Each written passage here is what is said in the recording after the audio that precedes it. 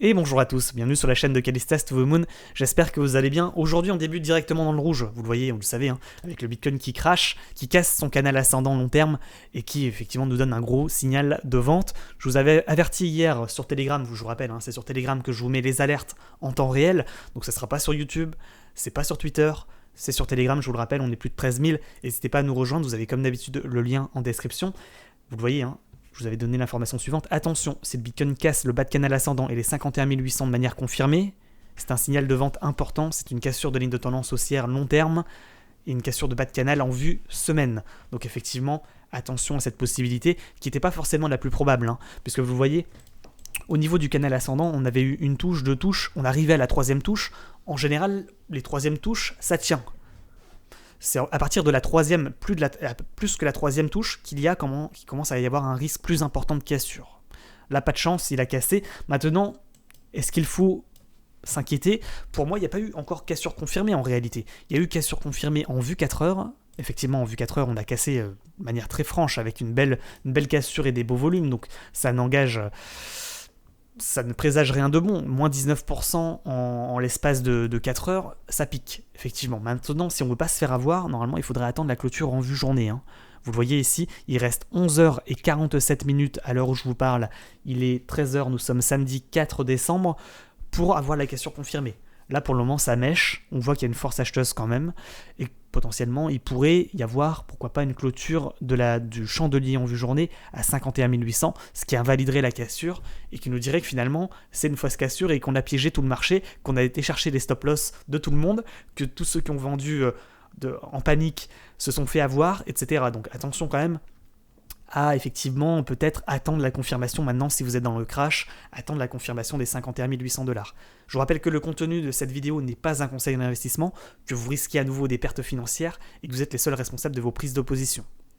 D'accord ? Maintenant, effectivement, je vois des personnes qui sur Twitter n'hésitez pas effectivement à trash. Moi, je tiens quand même à rectifier et à mettre les points sur les i par rapport à ce qui a été dit sur la chaîne et sur Twitch depuis 2-3 jours concernant le Bitcoin. Donc, on va revoir effectivement un replay de ce qui a été dit sur le Bitcoin. C'est parti. 20 périodes, vous voyez ici. One mobile 20 périodes en vue journée. Clôture ici en vue semaine. Pouf, on mèche. Pour moi, là, on a l'objectif là. Voilà, je vous le dis, si ça casse ce niveau par contre, ça commence à être très inquiétant si ça doit casser. Là. Parce que ça serait une cassure de canal ascendant par le bas, et là l'objectif, c'est pas moins 5%, l'objectif c'est ça. Hein. C'est le 42 008, voire la bande basse de Bollinger, retour aux 35 000 après. Donc, disons que pour le moment, tout va bien, tu vois, alors qu'on a bien crash déjà, hein. Et là pour le moment tout va bien chez moi. C'est normal, chartissement, on touche l'objectif. Faut pas le casser par contre, parce que là c'est la merde. Hein. Si ça casse. Si ça casse, c'est la merde, vous l'avez compris. Effectivement, je tiens quand même à remercier l'ensemble des personnes qui mettent des likes et qui soutiennent et qui me mettent des messages effectivement d'encouragement, on va dire. Merci à tous ceux qui soutiennent parce qu'effectivement, on entend toujours les trash, ceux qui comprennent pas mes analyses et qui disent bon voilà, t'avais dit que tout allait bien, machin, etc. Je reçois effectivement quelques-uns, bon c'est pas la majorité heureusement, mais effectivement c'est ceux qui parlent le plus, qui l'ouvrent le plus sur les réseaux et malheureusement c'est pas très... voilà, il faut savoir effectivement quand on est youtubeur tenir la route et pas se laisser abattre par des commentaires négatifs comme ça arrive malheureusement tous les jours, personnes qui comprennent pas les analyses et qui disent bon bah tu disais que tout allait bien, mais effectivement il faut prendre la phrase dans son entièreté, tout va bien jusque là, si ça casse c'est la merde, voilà, ça peut pas être plus clair hein, quand même, hein. Malheureusement effectivement bon il y aura toujours sur internet des trash, c'est comme ça, c'est le jeu. Donc on revient quand même à nos moutons. Hier on parlait effectivement, juste pour revenir sur le contexte, hier quand on regardait en vue 4 heures, on en était ici. L'analyse disait la chose suivante. Si on casse par le bas ce range, c'est un signal de vente. Le support était à 55 900 $, je le répète. Je le rappelle. Si on cassait ce niveau, on allait chercher les supports en dessous. Voire l'objectif donné, les 51 800 $ correspondant au bas de canal ascendant. Ici. Bien entendu, comme je l'ai dit dans la vidéo d'avant-hier également, si ça casse ce canal ascendant par le bas, c'est un gros signal de vente, parce que c'est une cassure de ligne de tendance haussière très long terme, et du coup, effectivement, ça va crash, et ça va emporter tout le marché crypto-monnaie. Voilà, soit dit en passant. Maintenant également, c'était effectivement le support en vue semaine, la moyenne mobile, 20 périodes en vue semaine. C'était le niveau, ainsi que la clôture en vue semaine, qui servait de support à 51 800. C'est pour ça que je vous ai donné ce niveau sur Telegram hier soir, en vous disant attention, si ça casse ce niveau, c'est la merde intégrale. Maintenant, voilà, encore une fois, il faudrait attendre, à mon avis, la clôture de la journée. Si vous êtes dans le crash, pour moi, c'est pas un conseil d'investissement une nouvelle fois. Moi, si j'étais dans la position d'une personne qui n'a pas vendu, qui n'est pas en stablecoin et qui actuellement est dans le crash, moi j'attendrai, parce que là, effectivement, c'est pas impossible qu'on clôture à peu près à 51 800, 52 000 dollars et que finalement, on ait piégé tout le monde. Donc voilà. Maintenant, je vais quand même donner les niveaux à la baisse, les niveaux importants de support. Pour les avoir, c'est assez simple. Il suffit pour cela de mettre les bandes de Bollinger. Voilà, elles sont là. Premièrement. Deuxièmement, de mettre les volumes profile. Donc on va se les mettre. Indicateur, volume profile, pour voir à peu près effectivement. Ah, il me casse les couilles. Indicateur, volume, c'est vrai que ça fait pas partie. Faut que je passe au plan premium là sur TradingView parce que. Indicateur, volume profile. Je suis limité à 5 indicateurs en même temps. Tac. Est-ce que ça me l'a mis? Volume profile. Ouais, ils sont ici.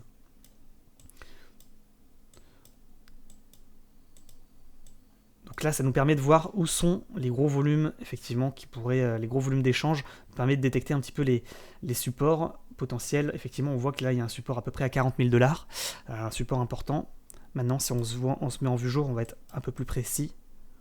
On voit effectivement qu'ici, il y avait un gros trou.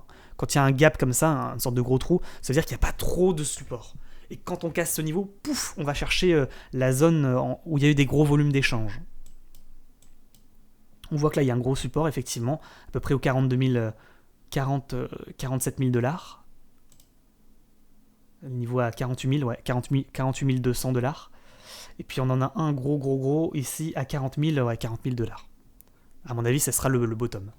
Le plus gros, en tous les cas, le support le plus important qui devrait effectivement supporter le cours. Et puis on voit effectivement, quand on regarde par contre les supports horizontaux, correspondant aux clôtures ici en vue semaine, on voit qu'il y a plusieurs supports. Le plus gros, le dernier, le plus important, vous le voyez, il est ici. Alors celui-là, il faudrait absolument pas le casser parce que là, après, c'est là, on retombe je sais pas où, là, aux enfers. C'est les 31 800 $. On en a un juste au-dessus, bande basse de Bollinger, clôture en vue semaine à 35 600.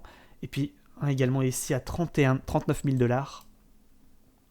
Et puis à mon avis, le support peut-être le plus pertinent, qui serait celui-là.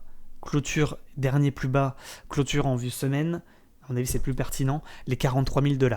Effectivement, c'est ce qui avait été dit hier sur Twitch lors de la vidéo. Les 42 000, 43 000 $. Donc finalement, deux supports, à mon avis, à surveiller dans les heures à venir. Cette zone, effectivement, ici, qui servira...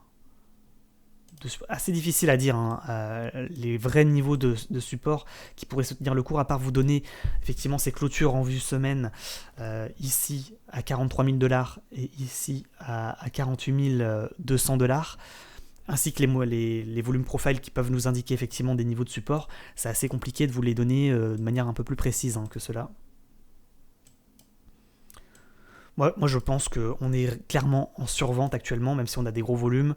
Et que là, une fois qu'on est dans le crash comme ça, c'est un peu compliqué de donner des objectifs à la baisse, même si je vous les ai donnés ce matin sur Twitter, soit dit en passant, ici, 48K, 43K, 40K et 31K6. Pour moi, voilà, si on devait résumer, je pense que je donnerais ces niveaux de support-là, sachant que pour moi, ce qui prime, c'est vraiment la clôture en vue journée, savoir où est-ce qu'on clôture. Est-ce qu'on va clôturer à 51 800 ? Est-ce qu'on va clôturer plutôt à 48 000 $? Ou est-ce qu'on va clôturer ici sur le dernier support à peu près à 40 000 $? Vous voyez, au niveau des volumes profile.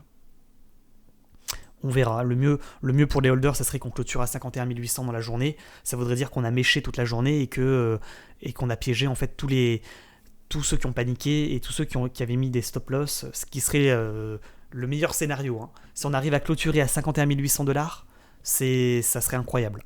Maintenant, je suis pas devin, une fois de plus, on verra où est-ce que ça clôture. Si ça clôture par contre effectivement à 48 000 $, ça veut dire qu'on fait quand même une cassure confirmée pour moi, malheureusement. Et qu'on embraye sur potentiellement un retournement de tendance ou une entrée en latéralisation. Parce que je vous le rappelle, hein, les cassures de canaux ascendant par le bas, c'est pas forcément un crash, c'est pas forcément une cassure crash, c'est parfois, et souvent d'ailleurs, une entrée en latéralisation de cours. Donc c'est-à-dire qu'on latéralise un peu comme ça. Donc on verra. Prenez vos dispositions. Moi je pense qu'effectivement, si vous aviez suivi peut-être les alertes Telegram hier, déjà vous auriez mis un stop ici à 55 300 $, voire ici à 54 000 $. Et vous n'auriez pas attendu effectivement que ça crache à 40 000 pour commencer à s'inquiéter. J'ai envie de vous dire, quand il y a eu crash, c'est déjà trop tard. Avoir su trop tard, avoir compris trop tard, avoir agi trop tard, vous le savez sur la chaîne, c'est ce qu'on dit depuis maintenant un mois.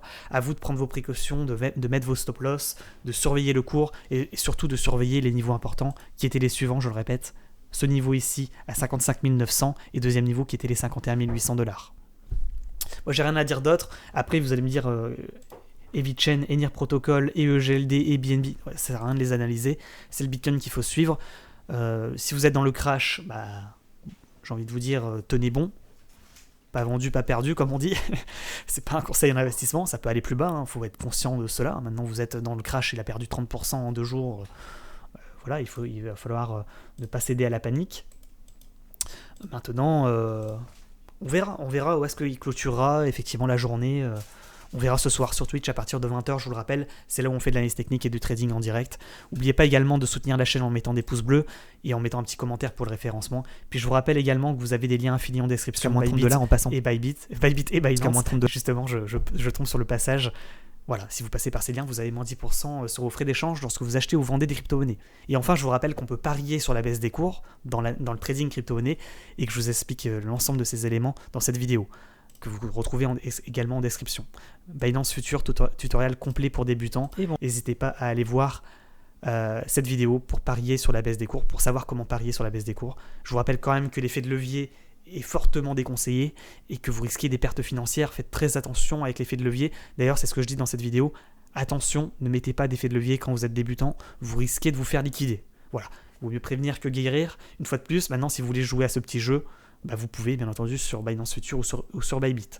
Allez, on s'arrête là, bonne journée à tous, bon week-end à tous, et puis je vous dis à ce soir à partir de 20h pour à nouveau une nouvelle analyse technique sur le Bitcoin, un point de situation, et puis également pour faire de l'analyse technique et du trading, comme d'habitude tous les soirs à partir de 20h, 20h30 sur Twitch. En attendant, portez-vous bien, rejoignez-moi sur Telegram, c'est là où je vous mets également des alertes. Ciao, ciao.